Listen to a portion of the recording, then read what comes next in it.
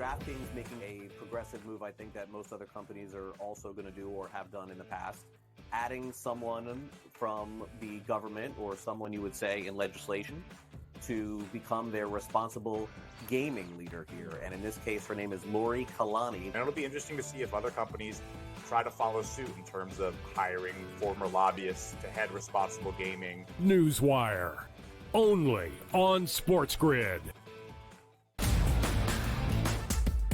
To the 2024 Stanley Cup odds, the Hurricanes remain the favorite, followed by the Panthers and the Rangers. Interesting that they all are coming from the similar side of the bracket. While the Oilers have the top-end talent, I still don't think they have enough depth, and Stuart Skinner does not scare me in net. So I will take a long series from the Oilers and the Kings, and ultimately I think the Stars are the ones coming out of the West for the Stanley Cup. The Early Line, only on SportsGrid. So what are your impressions of Valhalla, just for folks that have not seen it on TV or didn't watch the Ryder Cups or past majors? You know, they see a PGA maybe at a Southern Hills or a Bet Page or, whatever it may be. And they're like, Valhalla and Louisville, Kentucky. But look at the tournaments produced, and it's insane. Yeah. It really has. And obviously, of course, I'm a bias toward it. Only on SportsGrid. Draisaitl could easily, at plus money, get the first goal, the second goal, the fourth goal. There's a few guys here. Maybe the prop betting market is not a bad way to look here. Clippers over the Mavericks. If I would have told you that score before the game, knowing that Kawhi Leonard wasn't playing, I would have really figured it would have been the other way around. But the NBA is just great. Great.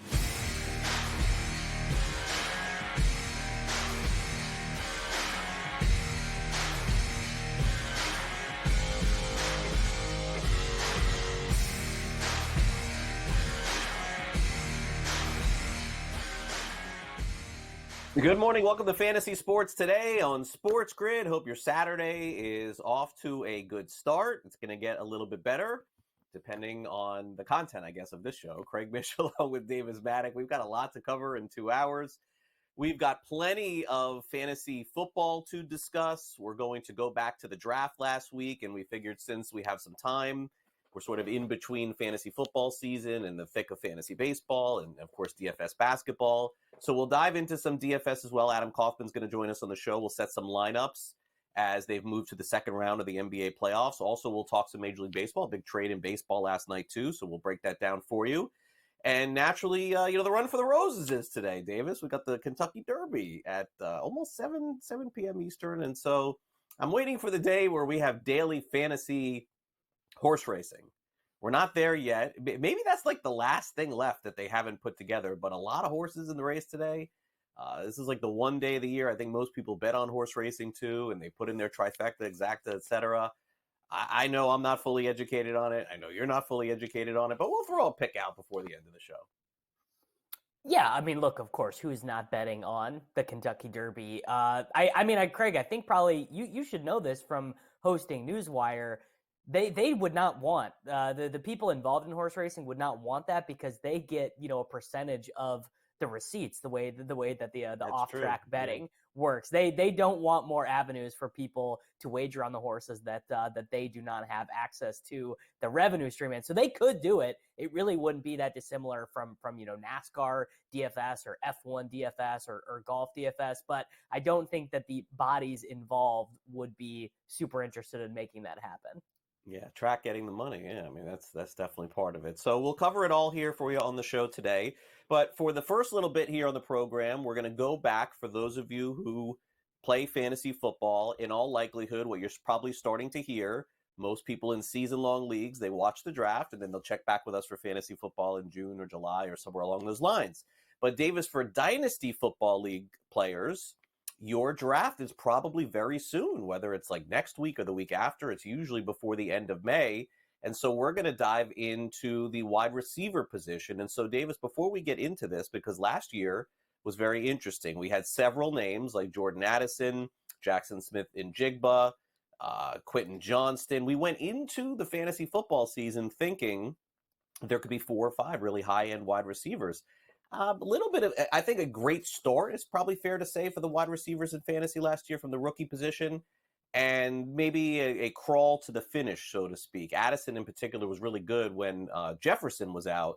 But other than that, where would you rank last year's class as it compares to the talent in this year's class? I mean, last year's class definitely not nearly as good. This rookie class, the 2024 rookie class, I think is going to kind of be a generation-defining group of players. I expect there to be two out of these quarterbacks who are drafted to be 10-plus year starters, like legitimate household names. I expect probably multiple of the wide receivers to eventually ascend into that Justin Jefferson, Jamar Chase, CeeDee Lamb group of guys. We have a potential, generational tight end in Brock Bowers. Bowers might be the next Kelsey, the next Gronk. The running backs are definitely a lot weaker. And Craig, the funniest thing about last year's draft class was we had the 4 first-round wide receivers, and guess who was the best one? The 5th-round rookie out of Brigham Young University, Puka Nacua, who is now a first-round pick in fantasy football leagues after, we would have done this show a year ago and we would not have mentioned his name, which does just go to show you really never know. You really do never know. No, you don't. Was Tank Dell a rookie last year, or was that his second year? Yes. I forget. Yeah, he was a rookie, rookie too. out of the University of Houston. Yeah, so for 5-6 weeks, Tank Dell was ahead of all those guys, too. I mean, it just shows you that a lot of us don't know. And then a lot of it is the system. So let's start off with the Jacksonville Jaguars. I mean, they are relentless in their pursuit of giving Trevor Lawrence as many weapons as possible. They tried with Calvin Ridley at the time. I think most people championed that deal, thought, wow, Jacksonville's getting a great deal out of this. Not so much. They signed a couple wide receivers over the last couple of years, mixed results. I know they let go of another wide receiver this past week or whatever it was. So Brian Thomas is now the new wide receiver 1, I believe, for the Jacksonville Jaguars. He was taken 23rd overall from LSU. Last year it kind of felt like it was put up or shut up time for Trevor Lawrence, and, mixed results, I guess, to say the very least. So if last year wasn't that year, this year is definitely that year. So I guess good job by the Jacksonville Jaguars front office to get a replacement for some of these wide receivers that they thought were going to be very good. Kirk, Ridley. Thomas is a true number 1 wide receiver. And in college, I don't know if he'll be in the NFL. Yeah, I mean, I think probably for year 1, Kirk will end up leading the team in targets. Brian Thomas will really be asked to do sort of actually a more advanced role of what Zay Jones was doing in this offense, like kind of the deep guy. Now, I think that adding Gabe Davis, cutting Zay Jones, drafting Brian Thomas, and then, the deal was Calvin Ridley just was not that good last year. They tried to use him as if Calvin Ridley was still kind of at the peak of his powers, and it just was pretty clear early on that he wasn't. I liked this draft pick. I'm not going to be as into Brian Thomas either in my dynasty leagues or in fantasy this year, because my guess is that Xavier Worthy ends up, who we are going to talk about, Xavier Worthy ends up having, this really phenomenal rookie season. And the way it's going right now, Craig, in rookie drafts is you'll have the 9th pick in your rookie draft and you'll be there on the clock and you can decide, do I want Xavier Worthy or do I want Brian Thomas? I think it'll be a real 50-50 coin flip for pretty much everyone who is on the clock at that choice, and I'm going Xavier Worthy there. Yeah, and I think that that's fair because I do think Thomas probably has the better first year, but Worthy, to me, Davis, is going to be the dynasty guy here. Like maybe amongst Harrison is impossible for you to take. Harrison, you're going, and then Worthy. But to me, Davis, this is a player that I don't know what he's going to be in the first year, and you never know. Like, who's to say Quentin Johnson isn't much better this year? Like, who's to say Jackson Smith-Njigba isn't much better this year? Wide receivers, some are awesome in the first year, but Davis, some take a couple of years. I could see Worthy having like some really big games for the Chiefs this year, but I could also see some duds too. I just think in the long term, he is the play for dynasty leagues. I definitely think that's true. I mean, and it's so clear what Kansas City was thinking when they selected him. They said, okay, we tried Sky Moore. We tried McCole Hardman. We used to have Tyreek Hill. How about we have a version of Sky Moore and McCole Hardman that is actually very good, that actually produced at a Power 5 school. Hardman played at a Power 5 school, but was not very good at Georgia. Just he had the athleticism. Sky Moore was very productive, but he was very productive at Western Michigan. Gets to the NFL, it's just pretty clear he doesn't have it. Xavier Worthy, very good as a freshman at the University of Texas, and then was again very good as a junior, playing alongside, Jatavian Sanders, who got drafted, A.D. Mitchell, who was a second-round pick. Questionable quarterback situation there with Quinn Ewers. I'm pretty interested in him, and I think he was a much better pick than the next guy we are about to talk about. Yeah, and I think Xavier Leggett, by the way, Leggett is going to be really good in the NFL. I just don't know if it'll ever be with Carolina, and that's going to be the problem here at Davis. I mean, this is a SEC high caliber player walking into a really bad situation, and I would have liked him going somewhere else as a better situation, but there's just no choice in the matter. He gets drafted by the Panthers, and look, the Panthers are going to ride their quarterback. I mean, when you take somebody that high, you have to see what he's got, but the first year results weren't great. Yeah, I'm a little bit lower on Leggett. I mean, he has a crazy story. Like, his parents died when he was at college. He was a redshirt. But it was just all messed up for him. He never really played until he was a senior. He had like 400 combined yards in 4 years until he played with Spencer Rattler last year with South Carolina. I'm leaving the door open because he's so athletic at the combine. But again, I will probably like A.D. Mitchell and Xavier Worthy, the two Texas guys, more than him in drafts. Yes, and Mitchell went to the Colts. All right, coming up next, we'll dive into the Raiders' decision to take another tight end in the first round. We'll be right back.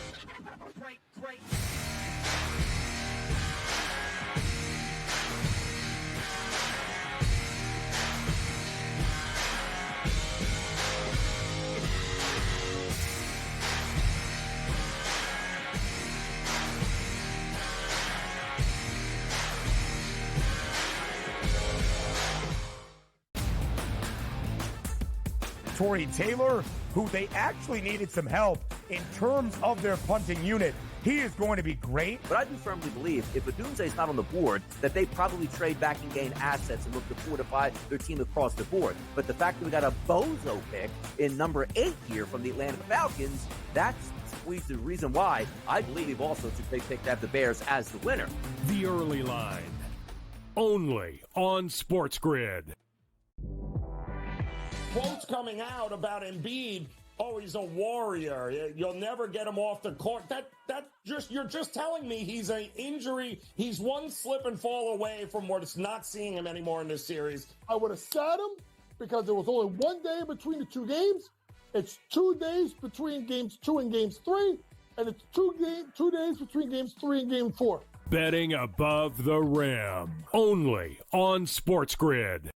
Anyone that's been to a sporting event, the atmosphere before a game, I think Game Time Decisions has that same exact atmosphere. This is our arena.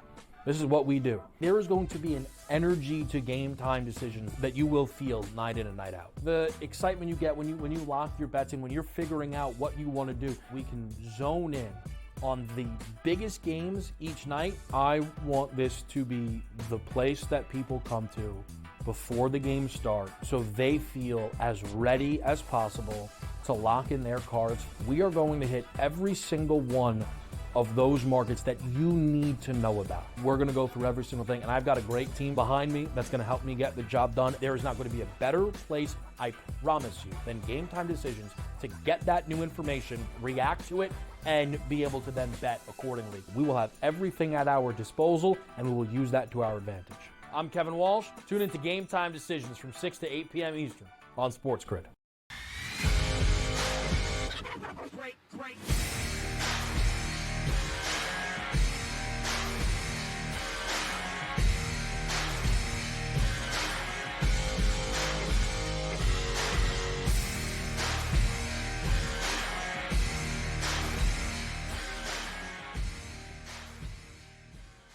Welcome back to Fantasy Sports Today, Dynasty League players in fantasy football. This first hour of the show is your day before we get to some baseball and some basketball. Because again, this is like the last opportunity we have to do some fantasy football until the summer.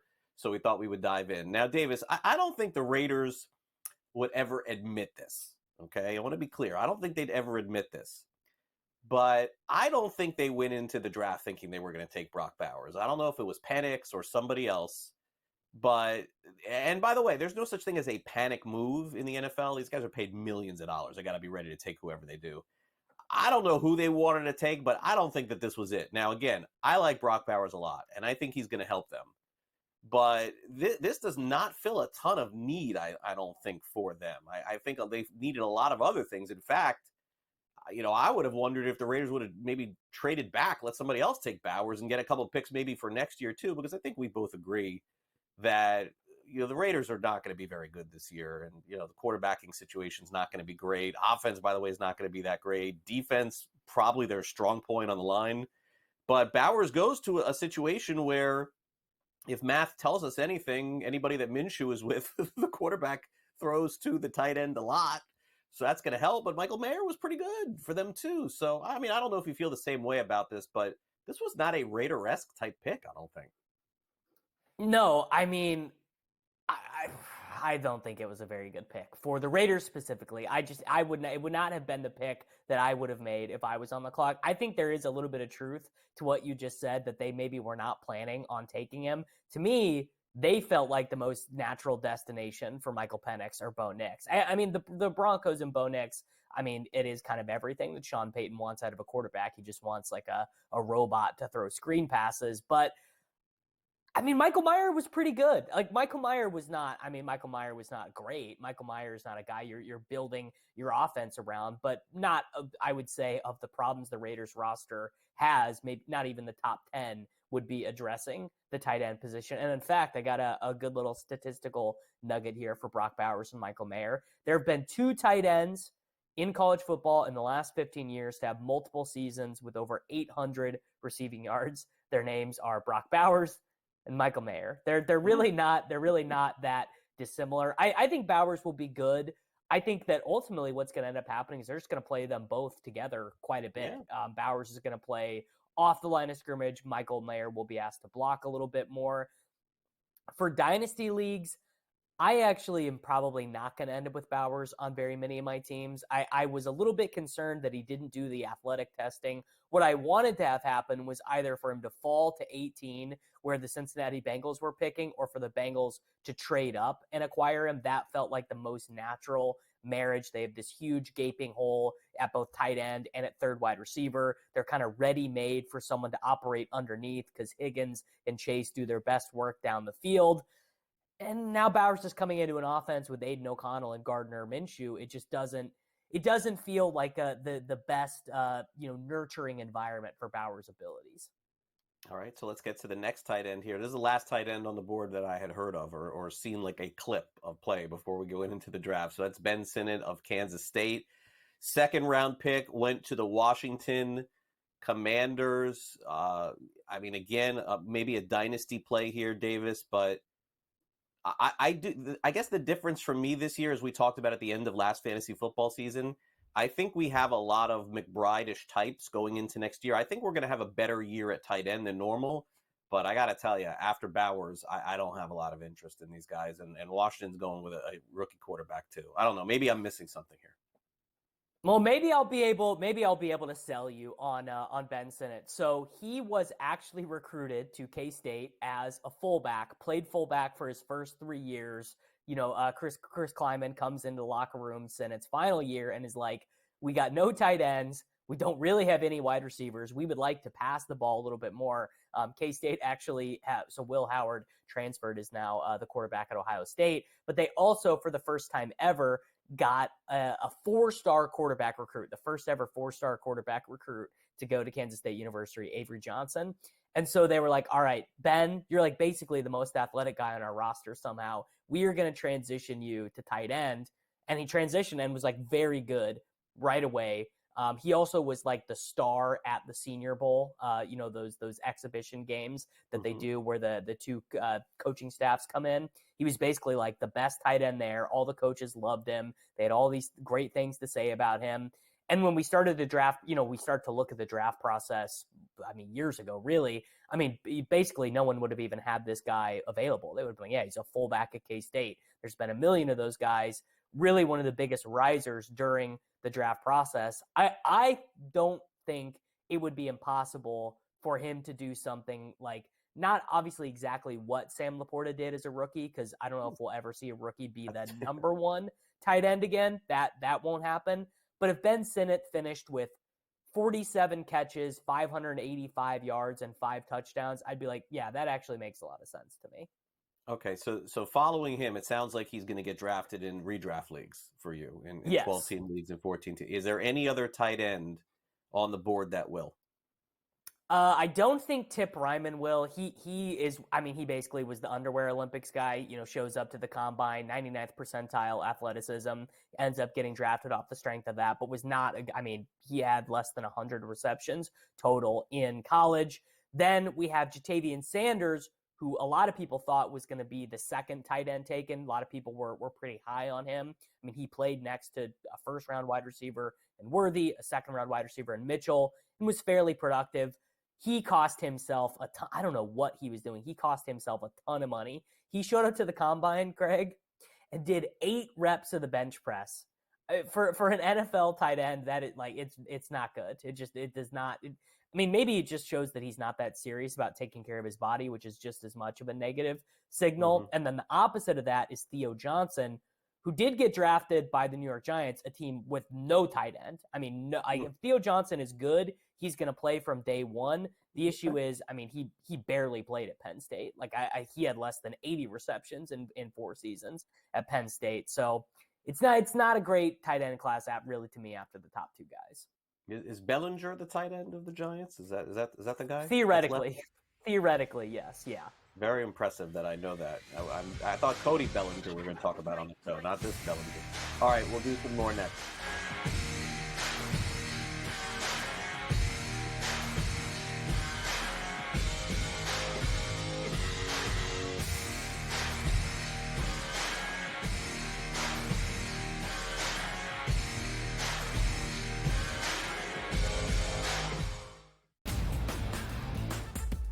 Torrey Taylor, who they actually needed some help in terms of their punting unit. He is going to be great. But I do firmly believe if Odunze is not on the board, that they probably trade back and gain assets and look to fortify their team across the board. But the fact that we got a bozo pick in number 8 here from the Atlanta Falcons, that's the reason why I believe also they picked out the Bears as the winner.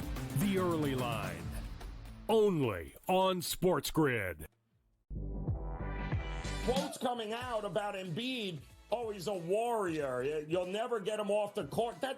You're just telling me he's an injury. He's one slip and fall away from what's not seeing him anymore in this series. I would have sat him because there was only 1 day between the 2 games.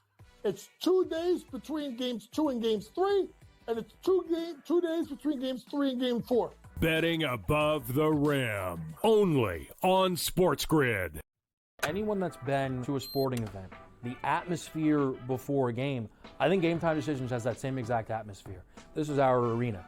This is what we do. There is going to be an energy to Game Time Decisions that you will feel night in and night out. The excitement you get when you lock your bets in, when you're figuring out what you want to do, we can zone in on the biggest games each night. I want this to be the place that people come to before the games start so they feel as ready as possible to lock in their cards. We are going to hit every single one of those markets that you need to know about. We're going to go through every single thing, and I've got a great team behind me that's going to help me get the job done. There is not going to be a better place, I promise you, than Game Time Decisions to get that new information, react to it, and be able to then bet accordingly. We will have everything at our disposal, and we will use that to our advantage.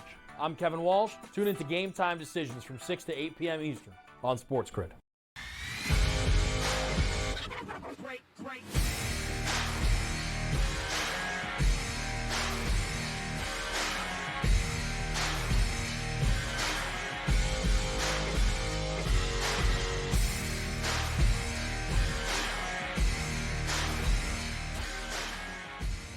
Welcome back to Fantasy Sports Today on SportsGrid. Several years ago, going into your Fantasy Football Dynasty League drafts or fantasy football season, the Chargers drafted a quarterback by the name of Justin Herbert. And with Mike Williams and Keenan Allen and Austin Eckler, you didn't know how many games the Chargers were going to win, Davis, but you knew fantasy football was running through those Chargers, right? Like there was a lot of points to be scored. They had this new coach named Brandon Staley, and they were playing aggressive and going for 2-point conversions all over the place. And yeah, for fantasy for about like 5 months, it was great. And then for 2 years, it just wasn't. And Davis, they decided this offseason to sort of change everything over. They hired Jim Harbaugh, former coach at Michigan, of course, with the 49ers, who, by the way, did run a dynamic offense with that 49ers team. So I think the question has to be asked is Harbaugh going to play this like he did with the 49ers? Or is he going to play this like he did with Michigan? Because he played it completely two different ways. I guess if it's a combination of the two, there's some optimism. But by looking at the roster here, I'm kind of feeling like this may be run more like a Michigan team than a 49ers team. How about you? Yeah, now, those 49ers teams were dynamic, Craig, but remember they had, like, literally great players, like all-time Hall of Fame. Vernon Davis, Hall of Famer to me. Frank Gore, unquestioned Hall of Famer. Gotta have him in there. Also, I mean, Alex Smith, a very good quarterback, but definitely a game manager. This is a good fact.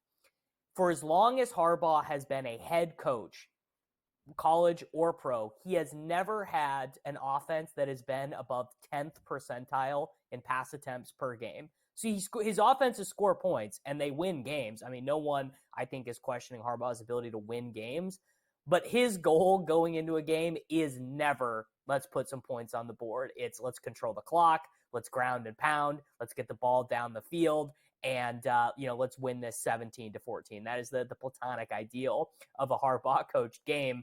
Honestly, both brothers kind of play that way, which is sort of interesting. Greg Roman gets hired as the offensive coordinator. You might remember Greg Roman from making Lamar Jackson suck at playing football most recently. You may remember that.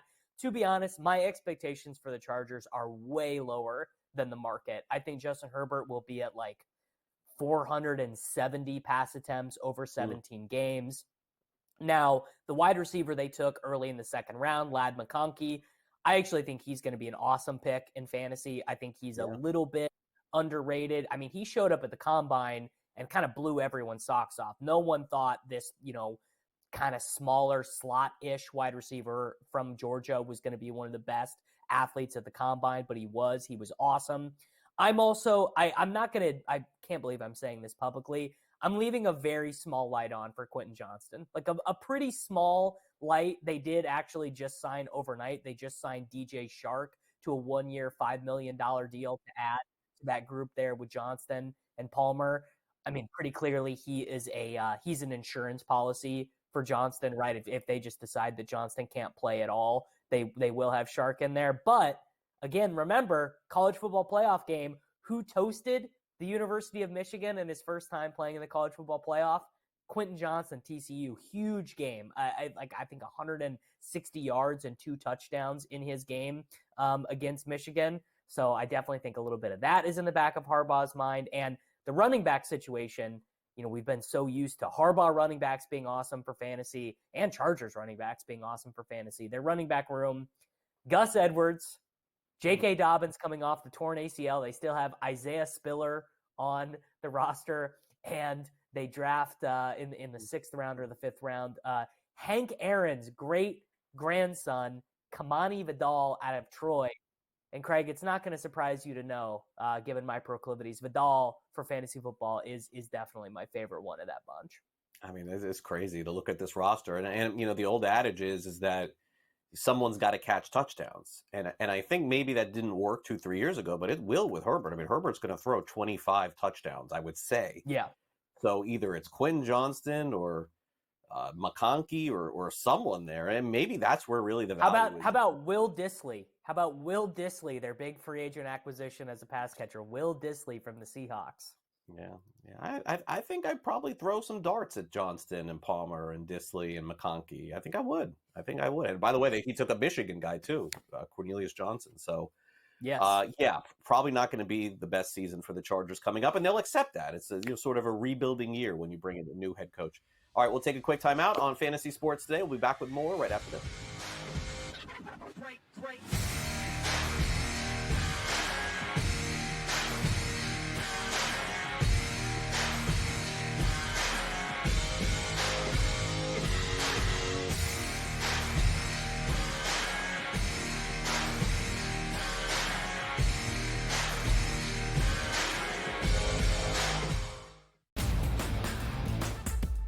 Torrey Taylor, who they actually needed some help in terms of their punting unit. He is going to be great. But I do firmly believe if Odunze's not on the board, that they probably trade back and gain assets and look to fortify their team across the board. But the fact that we got a bozo pick in number 8 here from the Atlanta Falcons, that's the reason why I believe also it's a great pick to have the Bears as the winner.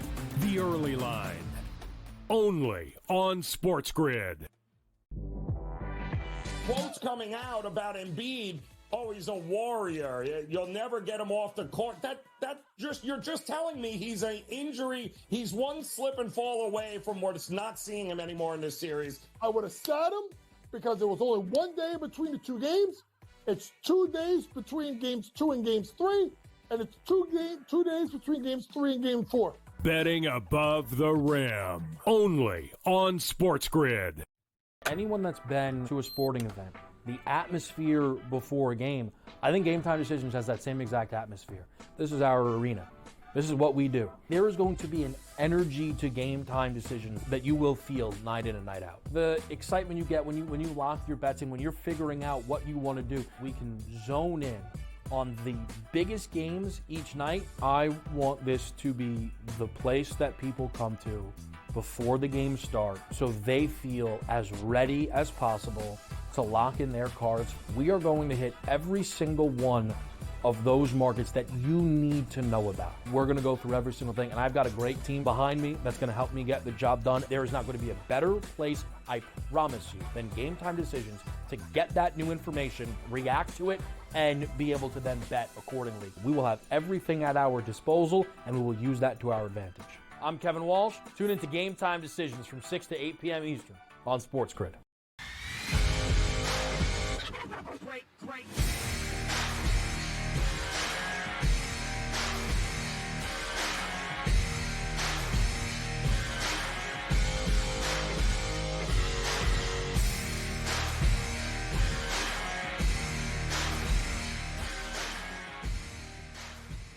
All right, welcome back to Fantasy Sports today here on SportsGrid. So last night, my son had a baseball game, Davis, and so we're in the car driving home. Now, most people, I think, know me from SportsGrid. They also know me from covering the Marlins and talking about them, breaking stories with them as well.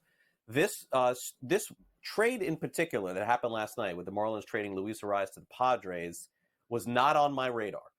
I did not know. People are like, oh, you must have known this one. This was one that I did not know that it was going down at that moment. I think a lot of people did not know it was going down at that moment. So the reason why I mentioned that is my son is in the back seat, and we had just played a game, whatever, and then he's on social media and he's like, Daddy, the Marlins traded Arraez to the Padres. I'm like, what? So this is just as I'm pulling into my house. So the next 20 minutes is like spent in the car. I'm like, okay, making the calls, making the text, whatever. Now, I did report all the players, as you know, that went from San Diego to Miami in this deal. So, Davis, what I'd like to do is sort of, talk through this a little bit. Now, let me be clear. The return that Miami got, and you can do a quick Google because I had to do the same thing, on who Miami got back for Luis Arraez. These players are not going to be superstar championship caliber players. I think that they could be contributors at some level at the major league level. The trade, Davis, is going to hurt a lot for Miami because Arraez is coming off an incredible season. And I think that's probably where we need to start because it was, arguably the best season of his career. He was batting .400 for about half the season. As you see, what has happened this year is that the Marlins are not very good. He has, at least for the time being, a lot can change, dropped off a little bit. He's dropped off a lot defensively from where he was last year. And so that's where the conversation sort of begins. And I know that people don't want to hear that as Marlins fans, but Davis, he's making $12 million through arbitration this year. And so here is sort of the question that I would ask you while everyone is just going bananas, Davis, because you're good with the numbers and sort of understanding the way things are at. Luis Arraez is a really good player. He's a popular player. He's a super nice guy. And I think, again, he can hit 315, 320 this year. He doesn't hit home runs. He doesn't drive in runs. Davis, you obviously did not follow baseball in the day and age that a guy like Luis Arias was one of the best players in the league, because that's not the case anymore. It just doesn't exist. Right. Rod Carew and Tony Gwynn and Wade Boggs, those players are not coveted. And so when your skill set is very specific, it's hard to attain or attach a monetary value to a player. And so before people are going crazy, I know this is going to sound insane, but Davis, if Luis Arias hits 315 with 5 home runs and 45, 50 runs driven in, are the Padres, sounds nuts, going to tender him the $17 million contract for arbitration next year? Your answer, Davis, may be yes.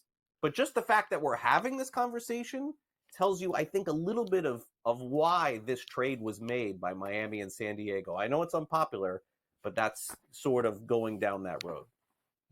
I would not expect San Diego to tender him, actually. I think that this was a decision made in season where the Padres are basically like, we're actually a little bit better than we thought. The Dylan Cease trade really worked out for them. They let Juan Soto go to go play in New York instead of giving him, the mega crazy contract. And they're actually just getting better results as a team than they would have expected. You remember this team was so crappy last year. They spent the entire offseason, buying, and they're the greatest team ever. And we have all this money. And I mean, they're 17 and 18, but they're certainly like nothing close to out of it. In fact, if the season ended right now, they would only be 1 game out of the wild card. But they are, I think they could say we're a better team than the Cubs, we're a better team than the Reds, we're a much better team than the Giants, and we're probably better than the Mets as well.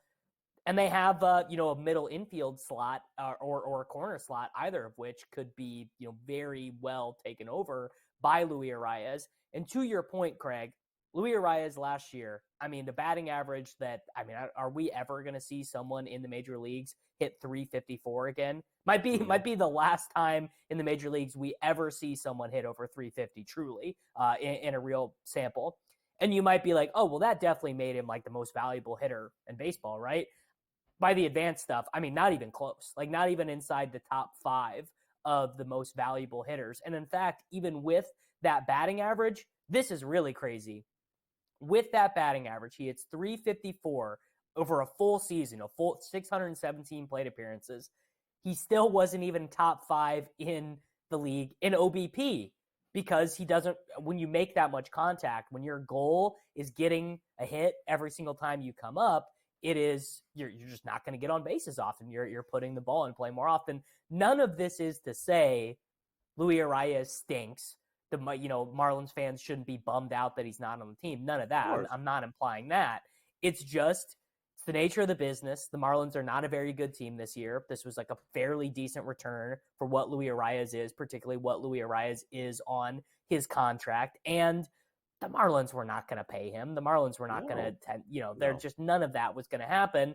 So, yeah, it stinks. I mean, look, I grew up rooting for the Kansas City Royals. So anytime we had a player who was good for like 3 months, it'd be like, well, Mike Sweeney, Carlos Beltran, whatever. It was nice to know you. It was good. It was good rooting for you for a year, 2 years, but you are not long for this organization. So I get it. It stinks.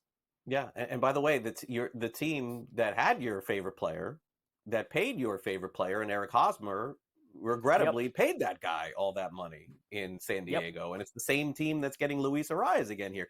And by the way, Hosmer, an elite defender, also at first base, which Arias is not. That's not to say he's not a really good player. But again, the Marlins fans, I guess, are like, why didn't they extend him? I mean, extend him for what kind of contract are we talking about here? So if he's essentially not a $17 million player next year, what would that contract even look like? It's not as easy as it seems. Now, from just being a popular player and a guy who gets on base a lot and a great guy, these things are all unequivocally true. But in the situation that Miami is going to be in next year, which obviously they're 20 games under 500, paying a guy $17 million to bat 310 and play okay first base, or 320, is not going to be in the cards. By the way, I don't know, Davis, a lot of teams that it would be in the cards for, because baseball values different things now in a way we never have. So it's like if Luis Arias, Davis, was on the free agent market, would the Mets even consider that? They'd be like, well, we got Pete Alonso. He hits 40 home runs. Toronto, we got Vladimir Guerrero Jr. He's going to hit 35, 40 home runs. And that first base position is a premium position of power. And by the way, Arias is going to be there, whether it's the end of this year or next. He's going to end up being a first baseman pretty soon. Last year, he was an elite defender at second base. This year, as you could see very easily, just look at all the defensive metrics. They're all down across the board.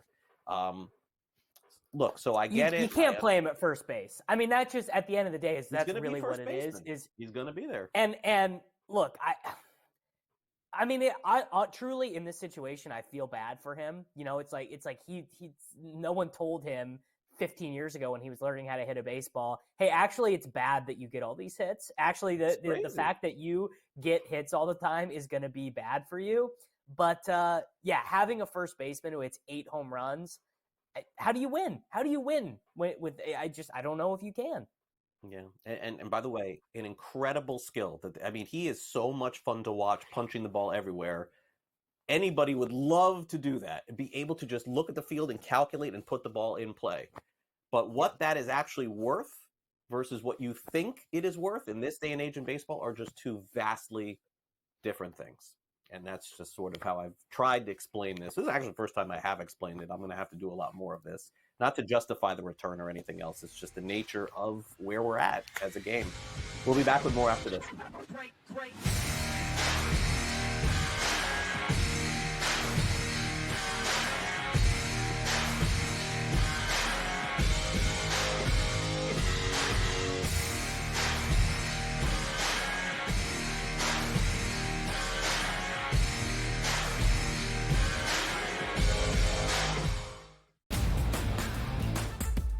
Torrey Taylor, who they actually needed some help in terms of their punting unit. He is going to be great. But I do firmly believe if Odunze's not on the board, that they probably trade back and gain assets and look to fortify their team across the board. But the fact that we got a bozo pick in number 8 here from the Atlanta Falcons, that's the reason why I believe also they picked out the Bears as the winner. The Early Line, only on SportsGrid. Quotes coming out about Embiid. Oh, he's a warrior. You'll never get him off the court.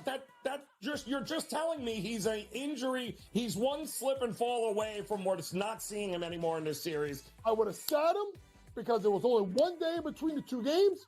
It's 2 days between games 2 and games 3, and it's 2 days between games 3 and game 4. Betting above the rim, only on SportsGrid.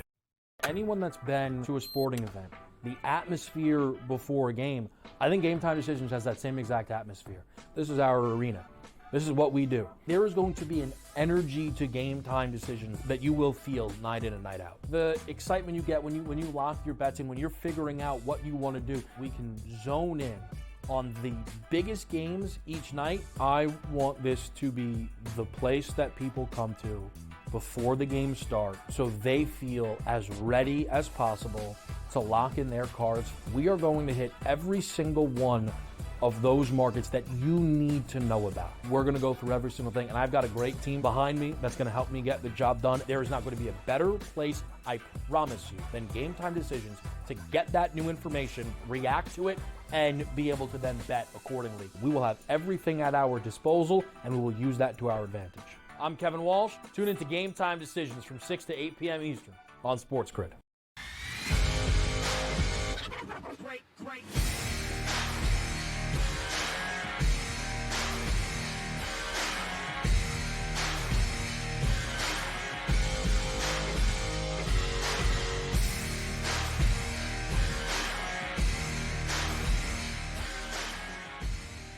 Welcome back to Fantasy Sports today here on SportsGrid. Time to hit the waiver wire in fantasy baseball, and usually that comes tomorrow in your free agent acquisition budget or just depending on how your league runs waivers. Davis, let's start off with the red-hot Minnesota Twins. It's funny to take a look at how well the Twins are playing. And listen, I'm not taking anything away from them, Davis, but they won 10 games in a row. So, like, the natural thing is you're like, wow, they won 10 games in a row? And now go take a look at who they beat. 10 games in a row. The White Sox may show up a few times in those 10 games. one of the reasons why they're so hot is this guy, Ryan Jeffers, who, look, the Twins took some heat. Mitch Garver no longer there. Jeffers has really done a good job. 5 home runs, 21 runs driven in. He's owned in about 50% of leagues. You don't get this kind of production from catchers, which makes this guy extremely valuable at the moment. It does, yeah. I mean, he is basically your prototypical, he's going to do very well against left-handed starting pitcher, style catcher. He's not nearly as good in split. And also this run that he is on right now, I mean, look, you did just mention they won 10 games in a row against a bunch of crappy pitching.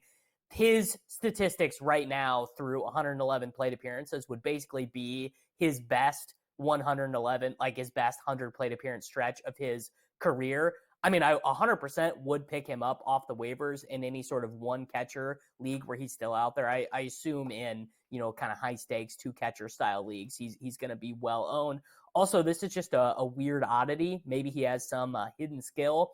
Leads Major League Baseball in hit by pitches. Already in 111 plate appearances has been hit by a pitch 7 times. Nice little free trip to the plate there. But 5 home runs already this year, 14 last year. I mean, look, if you can get to 21 home runs as your catcher, it's going to be a pretty big win. Now let's move on to stolen bases, and this is where things get interesting because the Washington Nationals are just running all over the place this season, stealing, double stealing. I mean, I saw them play in Miami for 4 days. They couldn't stop them, and so if you need steals, this is your guy, Jacob Young of the Washington Nationals. Now, let's also keep in mind Davis's favorite player, Joey Gallo, is hurt. Lane Thomas is hurt. So extra time is coming to Jacob Young and another player by the name of Alex Call. When they come back, I don't know what they're going to do, Davis, because Washington is playing a little bit over their heads right now, and they're competitive. I don't know how you can sit this kid. Like, I think there's probably still a role for him playing almost every day. He's 31% owned by the time Monday comes because of going off the last couple of weeks. He's going to get picked up pretty quickly. But Thomas is going to come back. Gallo is going to come back. And then what do they do with Young? I don't know. I think they got to keep playing him. Yeah, I think they do. And you're right. I mean, the steal stuff is crazy for him. In 2023, at high A ball, he had 22 steals in only 248 plate appearances. Kept that going when he got to Double A. Immediately started stealing when he got to AAA, all of which I like to see. He stole a ton when he was in college. I mean, it's just like that is basically his skill set. Now, this is a 25-year-old, almost 25-year-old center fielder prospect who has not gotten a ton of experience at the Major League Baseball level. So I'm not saying my expectations for him are super high, although to compliment him, it is pretty clear that he's got a good approach at the plate because a lot of the times these stolen base, these speed guys who are so young, who don't have a ton of power, they absolutely kill you because they don't have a ton of power and they strike out a ton. And to compliment Young, he does not strike out a ton. He's got 202 plate appearances in Major League Baseball with only 16% strikeouts. That is, I mean, in today's modern age of baseball, I mean, we just got done doing a long bit about Luis Arias. That is like, I mean, it's not quite Arias-like, but it's very good to strike out less than 20% of the time now as a Major League Baseball hitter. Yeah, great start for Alex Young. Great start for Jacob Young. Sorry, not Alex Young. Alex called Jacob Young. Sorry, Sam's a Nationals fan. He's now mortified. All right, Willie Abreu is healthy for the Red Sox, Davis. Is anybody else healthy for the Red Sox? I've never seen a team have this many injuries. I think they have like 17 guys on the injured list, and they just keep picking up guys. They added Garrett Cooper. They added Dominic Smith. This guy Abreu is now playing. Yoshida is now on the injured list. It is crazy. I mean, Davis, we rip the Red Sox a lot. We got to give them some credit, man. I mean, this team is treading water with nothing at the moment. So Abreu is like next man up. He's getting a lot of playing time and seemingly making the most of it. I know that there's some folks probably hesitant to grab a player that's a part-time player, but he's going to strike out a lot. He's going to steal some bases, and he's going to hold the fort down and play some until these other guys get back. They may not come back. Who knows? And at this stage, with the Red Sox injuries, I think anybody playing right now for them is fair game. They're playing pretty good baseball, and we got to acknowledge that with a team with so many injuries, they've done a nice job. Correct. And I mean, I guess it depends a little bit on what your exact team might need. He's like fine in batting average. He does strike out quite a bit. He also has a walk rate north of 11%. So in the end, that kind of ends up sapping away from your batting average. But he should, in limited plate appearances, I mean, you're probably only getting 17 to 20 plate appearances from him a week. You know, he's very unlikely to start all, 6 games or whatever for the Boston Red Sox in a given week. And as long as that's coming with, a stolen base there, a home run every other week. He has 4 home runs and 181 plate appearances in Major League Baseball. So that's probably overstating it a little bit. I mean, I definitely would not go crazy on Abreu. And also, I mean, the playing time could evaporate like literally at any second if guys started to get healthy for the Red Sox, although that may be a little bit of an oxymoron. Yeah, and we're going to talk pitchers coming up, so we'll get into it with the pitchers who are actually pitching. But Davis, Paul Skeens is, not really away. I mean, I can't see a league where Paul Skeens is not owned at some point. But every week Sunday comes, and I'm sure someone's looking, oh, do I cut this guy? Do I hold on to him? I mean, he's been so dominant. I think we said back in April he'd only be down for like 2 weeks. It's going to be the middle of May next week. He's still in the minor leagues. He might be the best pitcher in baseball right now. Like this dude might come up and then just be like, "Oh, actually he just is the best." Like he just no one can even touch this guy, 1.2 ERA in the majors or whatever. I mean, I don't get it. There's just no reason for this guy to be in AAA right now. Like absolutely none. Yeah, we'll be back here next week. Our producer Sam will throw his name in the rundown to talk about again. Not being in the business. Bear that.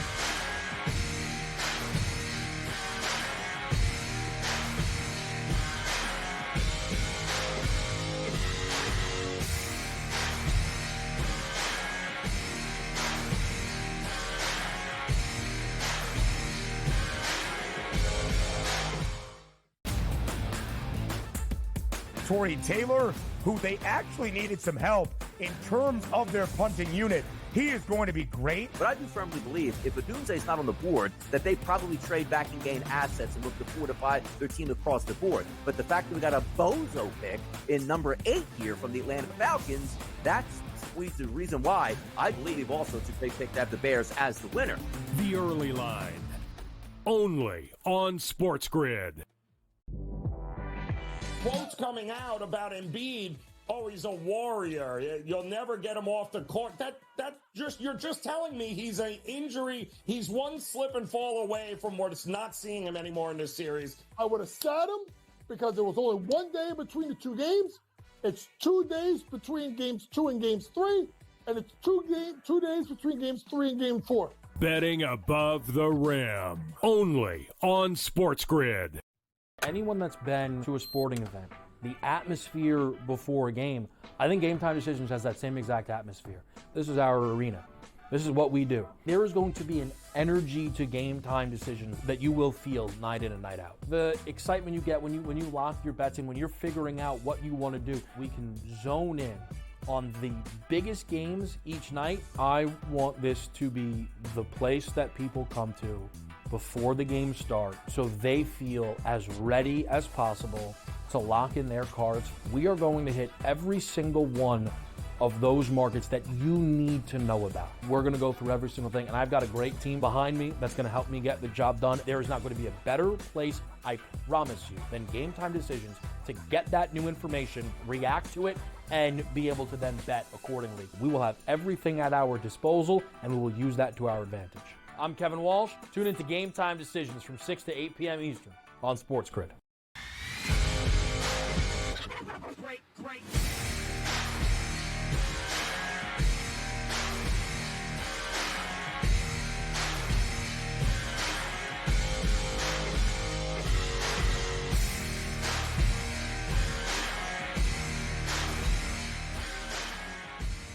Welcome back to Fantasy Sports Today. Back to the waiver wire we go here on the show as we wrap up this first hour. We got another hour to go, so stick with us. Davis, this is a bit of a surprise here when you go through some of the pitching, but what's happened is some of the softer tossers, I think that's fair. I don't want to say soft tossers. Softer tossers are making fantasy news because they're sticking around. They're not getting hurt. Throwing 93 is better than throwing 98 right now. And you're going to, Davis, let's just be honest, it's better to get 160 innings than to get 0. And that has been the case. There's been a lot of injuries right now in baseball. So one of those big surprises is on the Chicago White Sox, and that's Eric Fetty, who's never been known for anything. In fact, he was just dumped by the Nationals. 34 innings pitched, 39 strikeouts for Eric Fetty, 9 walks, 2.60 ERA. Credit to the White Sox. Maybe they found something here. Fetty's not going to win a lot of games. In fact, I would doubt he'll win 5 games, but he's 36% owned. I would imagine that he'll be traded if this continues. Maybe he'll end up on a better team at some point, but did not see this coming. Fetty has done this before in these stretches, like 35 innings, and then gets bombed, and that's the end of it. So I wonder if this is legit, but of course he pitched in the KBO, and he's come back, and maybe he's found something. This generally, though, I got to be honest, it usually doesn't last. The KBO guys come back, they pitch okay for a bit. I don't know. What do you make of this? Yeah, I mean, look, the base rate point that softer tossers, guys who kind of work around, pitch to contact, they're not throwing the crazy sliding fastball, 96 miles an hour, whatever. Those guys are more valuable in the 2024 fantasy baseball season than they have been in a long time. I think strikeouts are at a real premium right now, but I actually think in a lot of fantasy baseball leagues, the strikeouts required to win will be lower than most years, because so many of the elite strikeout starting pitchers have gotten hurt, and whip requirements might be a little bit higher than normal. All of that being said, I cannot get with Fetty at all. I think he is like a brutal starting pitcher. His strikeouts are way up and his walks are way down. So if I'm wrong, I'll be wrong. That's totally fine. I've been wrong about these things before. Maybe he did learn something, add a new pitch to his arsenal, figure out something with locating, some way to get strikes that he was not able to before. But this is a career 18% K rate guy, 9% walk rate guy, 1.49 whip, 5.2 career ERA. It's like, and he's on the White Sox, so you're not backdooring into very many wins. Probably no wins actually will be backdoored, So I'm going to let someone else have Eric Fetty. All right, fair enough. Now the San Francisco Giants made a late signing in getting Blake Snell. He's out for a long time, so there's an opening there, and the rotation spot has gone to Keaton Wynn. 34 innings, 3.18 ERA, 28 strikeouts, 10 walks, 23% owned. Feels like a pitcher again you got to ride right now if you probably have injuries. I would say that Davis, just stay away from this guy when he pitches at Coors, play the guy when he pitches in San Francisco, play the matchups, because, again, he's got a rotation spot locked down at the moment.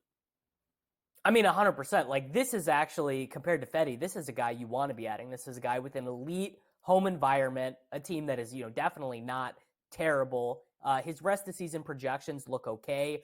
If there was one thing that looks a little bit concerning, he is giving up like a crazy hard hit rate and exit velocity over 92 miles an hour allowed. So maybe he's getting a little bit lucky with where those balls are falling, but a ton of ground balls, almost no line drives allowed. So I think this is a guy, I feel pretty confident he is a pretty strong waiver wire add. All right, and then finally, let's go to the Texas Rangers. Speaking of injuries, Nathan Eovaldi was placed on the injured list. Another pitcher goes down, Dane Dunning, 32 innings, 39 strikeouts. The walks are way up for him this year, 21% owned. Less into him, less into Dane Dunning. I was not a Dane Dunning believer last year for the Rangers. I think Wynn is a better add. And the next guy who we have on our list here, Trevor Williams, I'm also not into him. I think Wynn, if he's available in your league, he would definitely be tops in my priority list. At 12-team league, definitely check and make sure that Skeens is owned. Where, Craig, before the prospects really start coming up, this is like the dregs part of the year for starting pitcher waiver wire ads. It's like, who hasn't gotten hurt yet and which crappy pitcher is just getting lucky with earned runs allowed so far. We will take a quick time out here on the show, tell you what's coming up next in hour 2. So stick with us here on SportsGrid. This is more fantasy sports today heading your way. Don't go away. Great.